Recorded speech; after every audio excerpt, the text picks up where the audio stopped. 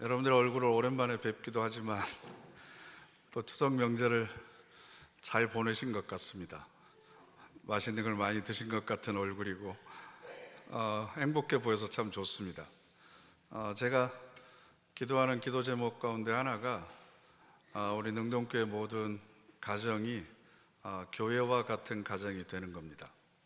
하나님이 그 가정의 주인이 되어주시고 또 주님의 말씀이 그 가정의 가훈이 되어주는 것, 그래서 하나님의 손길이 구체적으로 여러분들 가정의 삶 가운데 역사하는, 그래서 교회 같은 가정이 되는 것, 이게 기도의 제목입니다.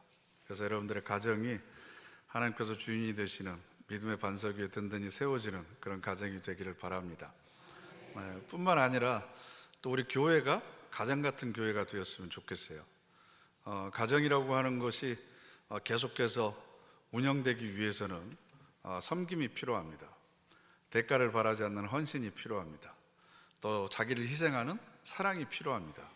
이런 것들이 있을 때만 가정과 교회가 아름다운 공동체로 유지될 수 있습니다. 헨리 나우엔 신부님이 쓰신 춤추시는 하나님이라고 하는 책이 있는데요, 그 책을 보면 어느 도시에 살고 있는 한 청년에 관한 짧은 이야기가 소개되어 있습니다. 제가 읽어드리겠습니다. 몹시 외로웠던 청년은 저녁마다 똑같은 식당에 가서 똑같은 자리에서 식사했습니다.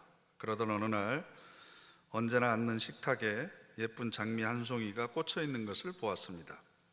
꽃을 보자 마음이 훈훈해졌습니다. 그는 날마다 식당에 찾아와 장미를 쳐다보며 식사했습니다.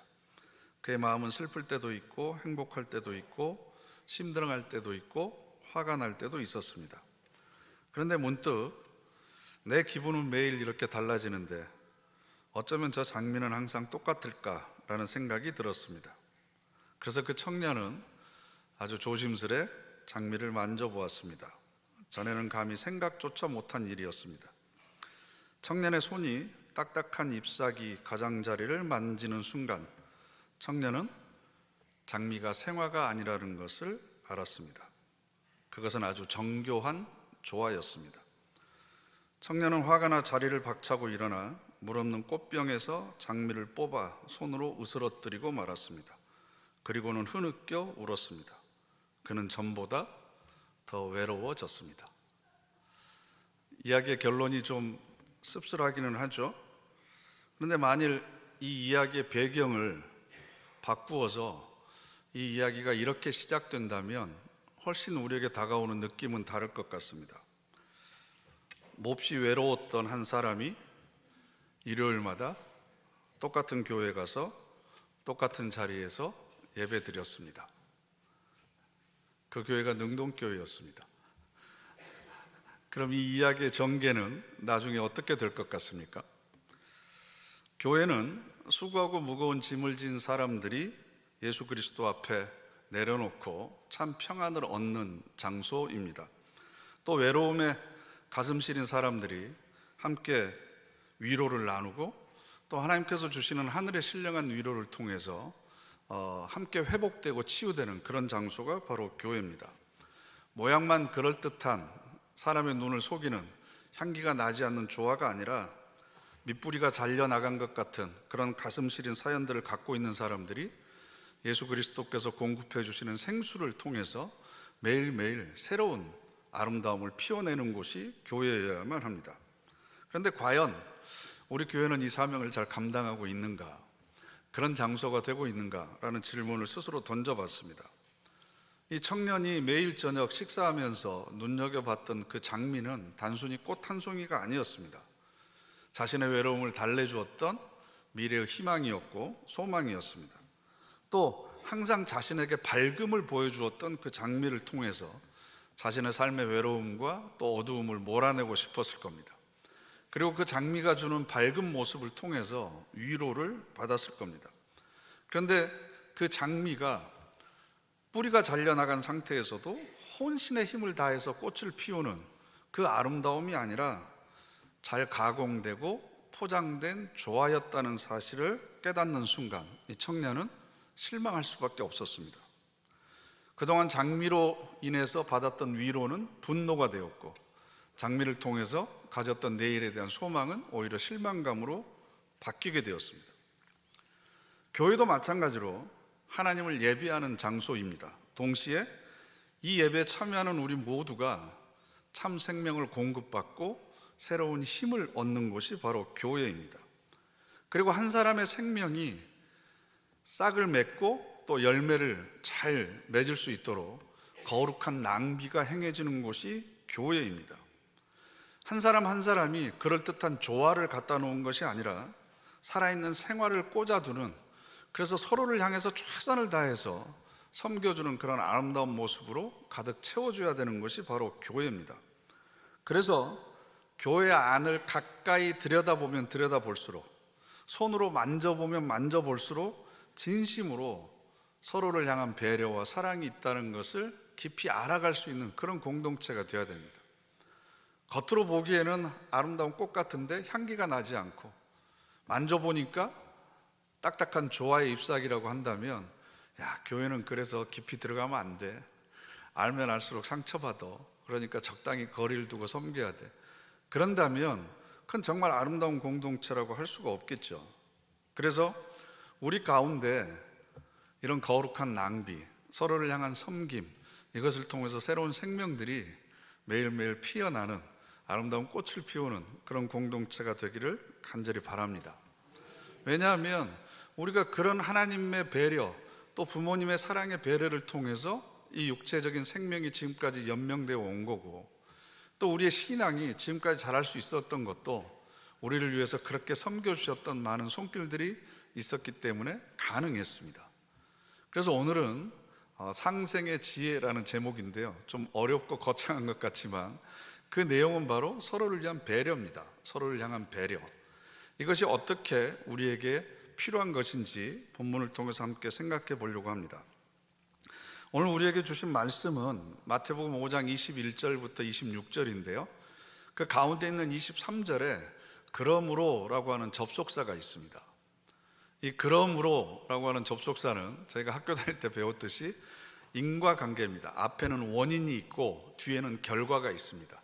이러저러하다, 그러므로 이렇게 해야 된다 라고 하는 당연함을 나타낼 때 이 그러므로라고 하는 접속사가 사용됩니다. 그런데 오늘 본문을 주의 깊게 읽어보면 이 내용의 전개가 이렇게 매끄럽지만은 않습니다.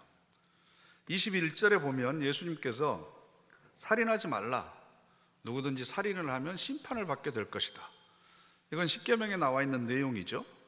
그런데 행위로 살인하는 것도 심판을 받지만 마음속으로 형제에 대해서 분노를 품거나 형제에 대해서 이 라가라고 하는 건 그 이스라엘 사람들이 사용하는 아람어인데요, 아람어의 욕입니다. 욕. 우리식으로 하면 이 바보, 멍청이, 얼간이, 그런 뜻입니다. 그렇게 상대방을 향해서 욕을 하더라도 그것은 살인을 하는 것과 똑같다라고 이야기를 합니다. 그러면 23절에 그러므로 다음에는 무슨 내용이 나와야 되겠습니까? 형제에 대해서 화를 품지 말아라, 속상한 일이 있어도 욕하지 마라, 입으로 죄를 짓지 마라. 마음으로 분노하고 입으로 욕을 하는 것도 살인하는 것과 똑같다. 그러니까 형제가 마음 상하게 하거나 화나게 하더라도 잘 이해하고 용서해라, 이런 내용이 그러므로 다음에 나와야 문맥이 매끄럽게 연결이 됩니다. 그런데 23절 이하를 보면 전혀 다른 내용이 나옵니다. 우리 함께 읽어보실까요? 그러므로 예물을 제단에 드리려다가 거기서 내 형제에게 원망 들을 만한 일이 있는 것이 생각나거든 예물을 제단 앞에 두고 먼저 가서 형제와 화목하고 그 후에 와서 예물을 드리라. 아멘. 아멘 하기도 쉬운 말씀은 아닌데요, 앞에 있는 내용하고 전혀 다른 내용이 나옵니다. 이건 무슨 의미냐 그러면, 우리도 살다 보면 내 의도가 상대방에게 제대로 전달되지 않을 경우 있잖아요. 나는 선한 생각을 가지고 했는데 하는 과정에서 잘못할 수도 있죠. 상대방이 또 오해할 수도 있죠. 그래서 살다 보면 내 말이나 내 행위 때문에 나에 대해서 화를 품거나 나에 대해서 바보라고 멍청이라고 내 뒤에서 욕을 하는 사람들이 있다는 얘기입니다. 그래서 내가 원망받을 만한 일이 생각나거든 가서 먼저 화해해라. 왜? 나로 인해서 그 사람이 말로 마음으로 살인하는 죄를 짓고 있기 때문이다. 그리고 만일 그것을 방치하면 그래서 그 사람이 말로 마음으로 살인하는 것을 통해서 하나님의 심판을 받게 되면 그 원인을 제공한 사람이 누구죠? 나도 똑같이 심판을 받게 될 것이기 때문이다 라는 겁니다. 그래서 너 때문에, 너의 실수 때문에 너의 형제 자매가 마음으로 말로 살인의 죄를 짓지 않도록, 그래서 너도 같이 심판받지 않도록 먼저 용서해라, 화해해라, 배려하라 라는 뜻입니다. 그러니까 그러므로를 중심으로 앞에 있는 내용은 내가 다른 사람을 향해서 분노하거나 욕하거나 험담하지 말아라. 그러면 살인과 똑같은 심판을 받을 것이다 라는 내용이고, 그러므로 뒤에 있는 내용은 혹시나 나 때문에 나를 향해서 그런 마음을 품고 있는 사람이 있으면, 그래서 내가 그 분노와 죄의 원인을 제공했으면 나도 심판을 받기 때문에 먼저 가서 화해해라 라는 겁니다. 살인을 하지 않는 것 굉장히 중요합니다. 그러나 나 때문에 다른 누군가가 말이나 마음으로 살인하는 죄를 범하도록 하는 것, 이것도 굉장히 잘못된 거다. 살인을 하는 것은 그 사람의 육신의 생명을 죽이는 것이지만 말이나 마음으로 그 사람을 분노하고 욕하는 것은 그 사람의 영혼을 죽이는 일이기 때문이다. 그래서 혹시나 내 형제가 나를 미워함으로 인해서 실족하면 안 되니까 그 사람을 배려해 줘야 된다라는 겁니다. 저는 이 말씀이 좀 아멘하기가 굉장히 어렵습니다. 하나님이 나를 너무 과대평가하시는 거 아닌가? 잘못 본 것 같죠? 누가 나에게 손해를 끼치고 나에게 피해를 입히고 그래서 내가 그 사람한테 손해를 입었음에도 불구하고 화를 내지 않고 욕하지 않고 참는 것, 이것도 굉장히 힘들잖아요. 그죠? 근데 나에 대해서 화를 내고 나에 대해서 욕하는 사람한테 내가 먼저 가서 화해를 청한다고 하는 것, 이것은 더 힘든 일입니다. 이건 사람의 마음이 아니잖아요.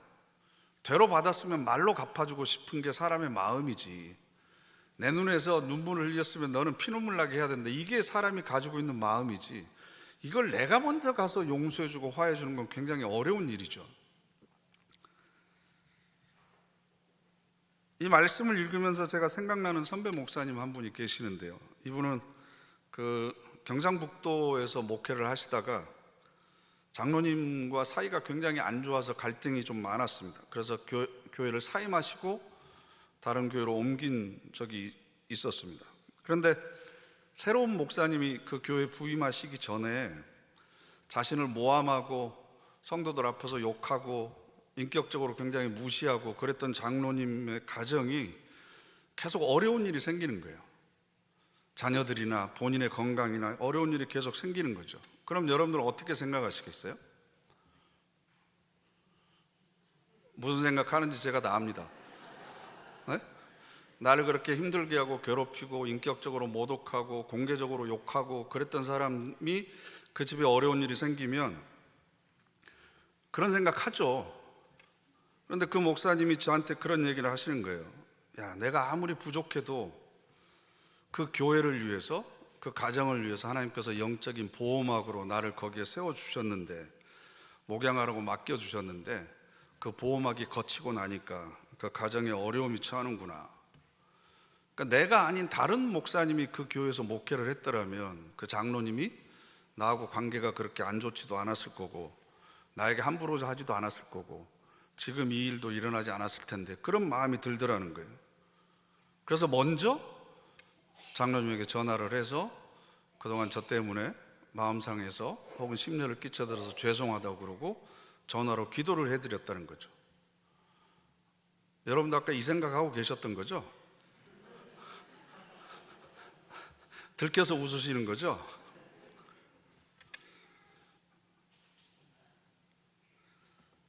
나에게 부정적인 자극을 주는 것을 선한 것으로 돌려주는 것도 참 힘듭니다.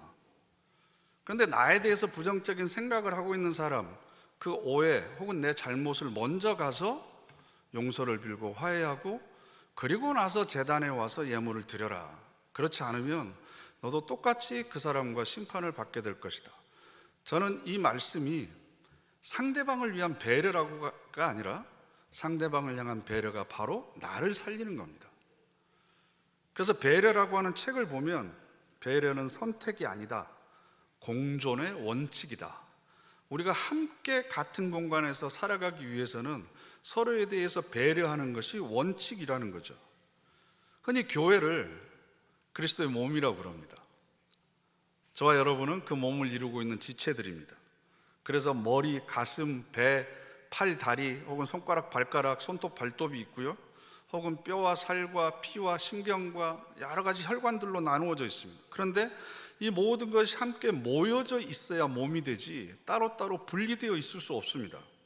그런데 우리 몸이 살아가는 원리를 여러분 곰곰이 생각해 보시면 이 지체들이 전부 다 바보들입니다. 예를 들면 제가 배가 고픕니다. 배가 고프다는 건 위가 비어 있다는 거죠. 그러면 위가 자기 스스로를 채울 수는 없잖아요. 그럼 신호를 머리로 보냅니다. 그러면 머리는 어떻게 하죠? 명령을 내리죠. 그럼 누가 제일 먼저 움직입니까? 손부터 무조건 움직입니까? 눈이 먼저 봐야죠. 음식이 어디에 있는지를 먼저 봐야 되고, 멀리 떨어져 있으면 다리가 가야죠.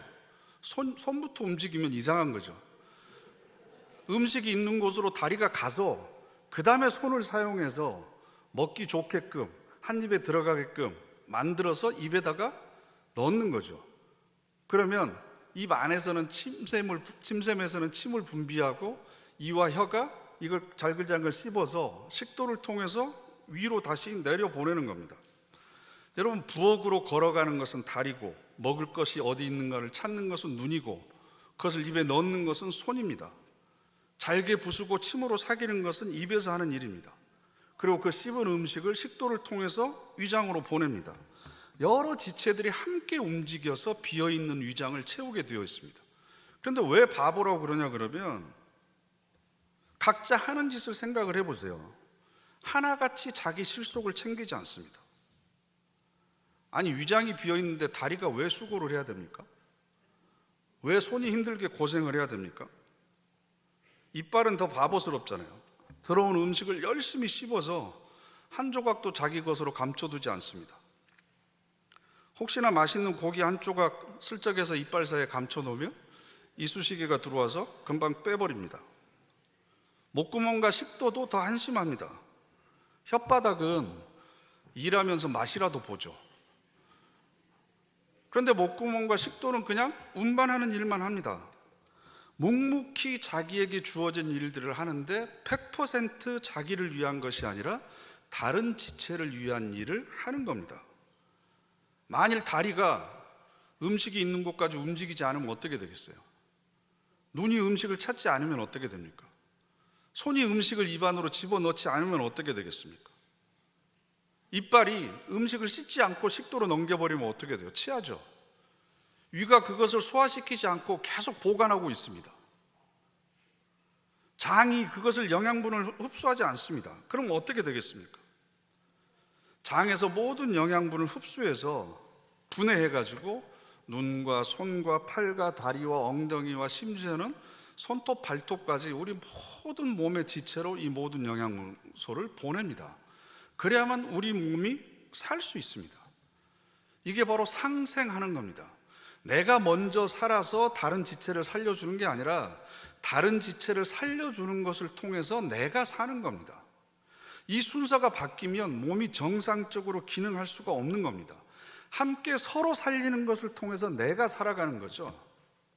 저 사람이 나에 대해서 분노의 감정을 가지고 있고 증오의 감정을 가지고 있고 내 뒤에서 욕하고 있고 나를 험담하고 있고, 그러면 저 사람 잘못돼서 벌받아서 심판받아서 하나님 앞에서 저주받아야지, 그게 아니고 저 사람이 그런 죄를 짓지 않도록 나 때문에 분노의 감정을 더 이상 품지 않도록 내가 먼저 가서 화해하고 내가 먼저 용서를 비는 것, 그건 그 사람을 먼저 살림으로 인해서 나도 같이 살아가는 지혜라는 겁니다.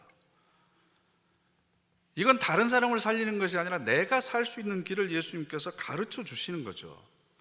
그래서 교회는 목사가 평신도를 살리고 평신도가 목사를 살리는 겁니다. 직분자가 또 직분이 없는 사람들을 섬기는 겁니다. 그래서 여러분들이 교회 오실 때마다 어떻게 하면 내가 오늘 또 은혜를 받을 것인가, 이거 생각하지 마시고 어떻게 하면 배려를 베풀 것인가, 누구를 섬기고 올 것인가, 하나님으로부터 받은 만큼 내가 또 다른 지체들을 어떻게 아무런 기대 없이 아무런 대가를 바라지 않고 섬길 수 있을 것인가. 그래서 여러분들이 이 문을 나가셨을 때, 야, 그래도 오늘은 내가 하나님으로부터 은혜만 받은 게 아니라 그 받은 은혜를 다른 지체에게 마음껏 흘려보냈다, 이 생각을 하면서 마음 뿌듯하게 돌아가셨으면 좋겠습니다. 그래서 가정도 마찬가지죠. 여러분, 부모가 자식을 낳습니까? 자식이 부모를 낳습니까? 말도 안 되는 걸 물어보니까 또 잠깐 당황하시죠. 부모가 자식을 낳지 어떻게 자식이 부모를 낳습니까? 보통 그렇게 생각합니다. 그런데 여러분, 자식이 안 태어났으면 우리가 부모가 됩니까? 자식이 태어났으니까 내가 아빠가 된 거고, 자식이 태어났으니까 내가 엄마가 된 거죠. 그럼 내가 부모가 될 수 있는 원인 제공은 누가 한 겁니까? 자식이 한 겁니다. 그럼 부모가 자식을 낳은 것만은 아닙니다. 자식도 부모를 부모 되게 하는 겁니다. 서로가 서로를 살리는 겁니다. 내가 너를 낳았어, 내가 너를 살리고 있어가 아니고, 자식을 통해서 내가 삶의 의미와 가치를 깨닫게 되고, 자식을 통해서 내 한계를 절감하게 되고, 자식을 통해서 하나님께 한 번이라도 더 매달리게 되고. 그래서 유대인들 속담에 그런 게 있잖아요. 어른들이 너무 말을 안 들어서 하나님께서 주신 게 자식을 준 거래요.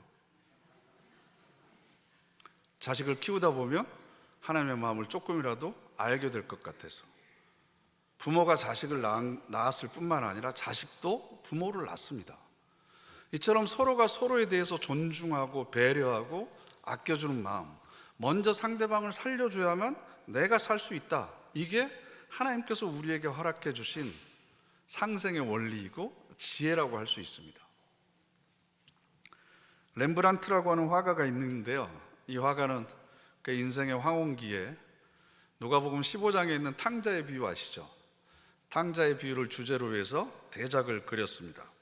러시아 상트페테르부르크에 위치한 미술관에 이 그림이 걸려 있다고 그러는데, 높이가 2.4m고요 폭이 1.8m입니다 이 그림의 제목은 탕자의 귀향입니다.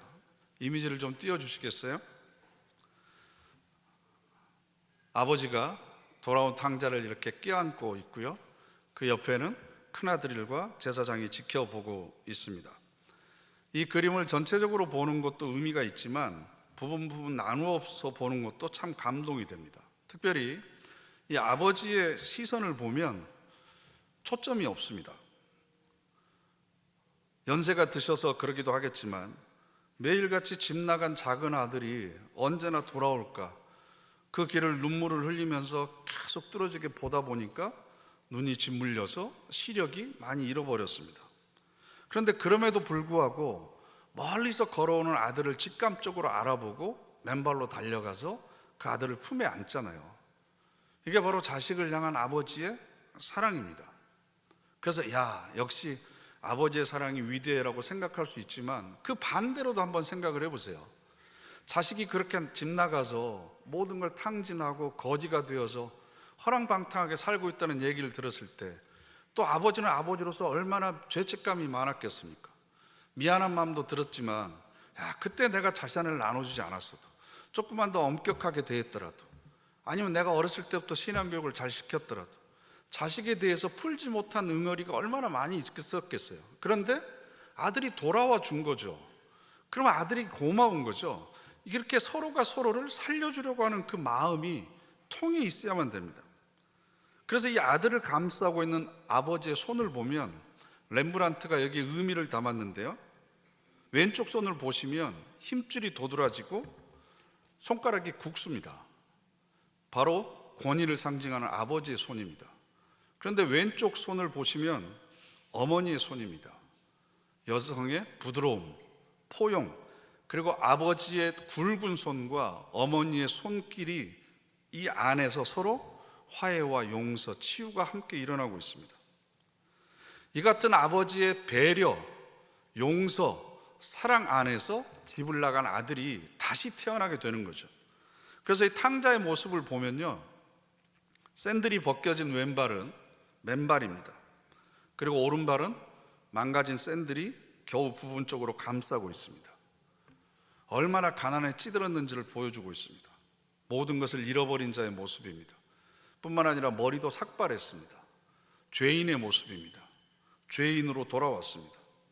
그런데 재미있는 건 무릎을 꿇고 두 손을 가슴에 모으고 있는 이 아들의 모습이 엄마의 뱃속 태아에 있는 모습을 그대로 옮겨서 그렸습니다. 어머니의 품에서 처음 태어났던 작은 아들은 이제는 아버지의 용서와 배려의 품에서 다시 태어난 거죠. 그래서 새로운 삶을 살 수 있었던 겁니다. 그래서 이 아버지가 자식을 용서한 것뿐만 아니라 자식도 아버지에게 용서할 수 있는 기회를 준 거고, 서로가 서로에게 삶이 회복될 수 있는 기회가 배려와 용서 가운데 아름다운 열매를 맺게 된 겁니다. 그래서 이 아들이 뭐라고 그러냐 그러면, 이 내 아들은 죽었다가 다시 살아났으며 내가 잃었다가 다시 얻었노라. 죽었다가 다시 살아났고 잃었다가 다시 얻었다라고 고백하고 있습니다. 우리 교회는 하나님을 아버지로 고백하는 사람들의 공동체입니다. 그렇게 탕자의 아버지가 탕자를 그렇게 안아줬듯이 그런 사랑의 배려 속에서 서로를 향한 용서와 화해가 자연스럽게 이루어지는 곳이 교회여야만 합니다. 품어줌, 배려, 이런 따뜻함이 항상 넘쳐나야 됩니다. 오늘 말씀으로 돌아가 보면 그렇지 않으면 나를 미워하는 사람도 심판받을 뿐만 아니라 그 원인을 제공한 나도 똑같이 심판을 받을 수밖에 없다. 그래서 교인들이 잘못하면, 실수하면 비난하거나 정죄하거나 손가락질하지 말고 그런 원인을 제공한 나도 마찬가지로 함께 구원받을 수 있는 길이 뭘까? 함께 우리가 아름다운 공동체를 만들어갈 수 있는 길이 무엇일까를 심각하게 고민해 봐야만 됩니다. 눈먼 아버지의 사랑, 그 사랑이 자식을 받아들였습니다. 그러면 우리도 사랑에 좀 눈이 멀었으면 좋겠습니다. 현미경을 끼고 상대방을 바라보면 안 됩니다. 왜 하나님께서 인간의 시력을 너무 멀리 있는 것도 못 보게 하시고 또 너무 작고 가까이 있는 것도 못 보게 하셨을까? 필요한 것만 보라는 거죠. 상대방의 결점과 허물, 작은 것까지 찾으려고 하지 말고, 또 너무 멀리만 보다가 바로 앞을 봐서 넘어지지 말고 적당히 볼 것만 보는, 그래서 눈먼 사랑의 배려가 우리에게 가장 필요하지 않을까라고 저는 생각을 합니다. 그래서 내가 실수하면 나 때문에 혹시, 내가 잘못하면 또 나 때문에 혹시 나를 비방하면서 죄를 짓는 사람이 있지 않을까 싶어서 먼저 가서 내가 화해하는 거고요. 다른 사람이 혹시 실수하거나 잘못하면 그 잘못이나 실수 때문에 상처받는 사람이 있을까 봐 그걸 덮어줄 줄 알고 감싸줄 줄 아는 사람이 아름다운 사람입니다. 서로 남을 탓하기보다는 내 탓이라고 먼저 가슴을 칠 수 있는 사람이 필요합니다. 그래야만 교회가 교회다운 공동체가 될 수 있습니다. 배려라고 하는 이 책을 광고하기 위한 카피가 이렇게 되어 있습니다. 우리는 사랑하는 방법을 배우기 위해 지상에 머물러 있다. 우리는 사랑하는 방법을 배우기 위해 지상에 머물러 있다. 그래서 어쩌면 하나님께서 우리가 사랑하는 방법을 배우도록 하기 위해서 때로는 나를 화나게 하는 사람도 붙여주시고, 때로는 나 때문에 또 화를 내는 사람도 옆에 붙여주시는 것 아닌가. 나를 분노하게 하는 사람, 또 나 때문에 분노한 사람이 있는 것도 사랑하는 법을 배우기 위해서 그런 것이 아닐까. 만일 우리가 사랑하는 법을 온전히 배우지 못한 상태에서 하나님 나라 갔다고 한번 생각을 해보세요. 그럼 그 하나님 나라에서 정말 행복할까요? 사랑하는 법을 배우지 못한 상태에서라면 그 어느 것도 우리들에게는 천국이 될 수가 없습니다. 그래서 어쩌면 지금도 하나님께서는 우리의 생명이 다할 때까지 사랑하는 법을 우리들에게 가르쳐 주고 계신지 모르겠습니다. 그래서 하나님께서 우리를 이 교회 공동체에 보내주신 만큼, 또 여러분들 이번 명절을 통해서 가족들과 형제와 친척들을 만나신 만큼 이 모든 사람들을 통해서 사랑하는 법을 더욱더 배워가시는, 그래서 배려의 사람이 되는 저와 여러분 되시기를 간절히 바랍니다. 기도하겠습니다. 이 시간 우리 다 같이 합심해서 결단의 기도 드리겠습니다. 거룩하신 하나님, 우리를 향한 하나님의 배려를 저희들이 배우기를 원합니다. 우리를 통해서 그 사랑의 배려와 위로가 흘러가기를 원합니다. 저희들의 따뜻한 미소와 따뜻한 말 한마디와 따뜻한 손길이 필요로 하는 사람들이 있습니다. 하나님, 그들을 향해서 열려져 있는 축복의 통로가 되게 하여 주시옵소서. 우리 다 같이 합심해서 결단의 기도 드리겠습니다.